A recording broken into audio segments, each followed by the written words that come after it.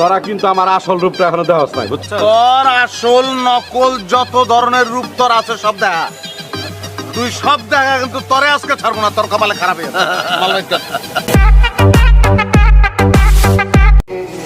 তোর নজর নিচে, নজর থাকতে উপরে।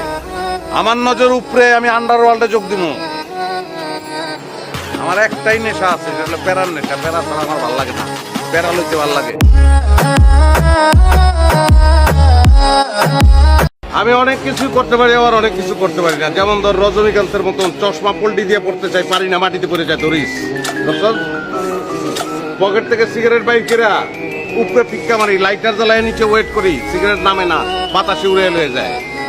তারপরে আমি হিরো। আপনার পানি বলেন। একজন মৃত পথযাত্রীর কাছে পানীয় যা ডাবো তা, ডাবই খাই। একটা ডাব দেন। একটা মানে আপনি পাগল নাকি? আপনি খাবেন না? না না না, আমি আসলে এখন খাবো। আরে না, এটা হয় নাকি? এটা কি বলেন আপনি? আপনি ডাব খাবেন না? তাহলে আমি কোনোদিনই ডাব খাবো না। এই ভাই, দুইটা ডাব খাট, দুইটা কাঠ, টাকা পয়সা যা লাগে আমি দেবো না, সে দেবে, আমার কাছে টাকা নাই।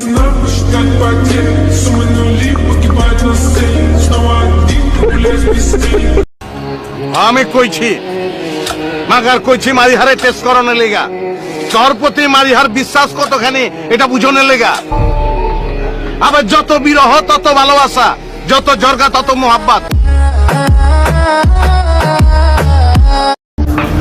সিনেমার ফ্ল্যাশব্যাক চলতেছে, অতীতে গেছি গা। এটা কি 1965 সাল? এই যুগে কেউ ছুরি লইয়া মাস্তানি করে রে?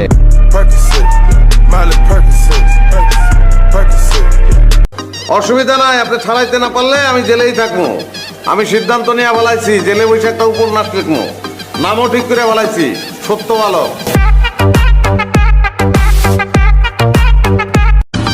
আমার বাপের রাজা, আমার দাদার রাজা, আমি নিজের রাজা।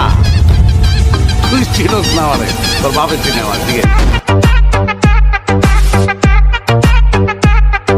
তরে খেজুরের কাটা দিয়া কেঁচু মোরব্বা বানামু, তরে চিনি সিরাপ দিতে ডুবামু, তরে মিঠা লাগবো।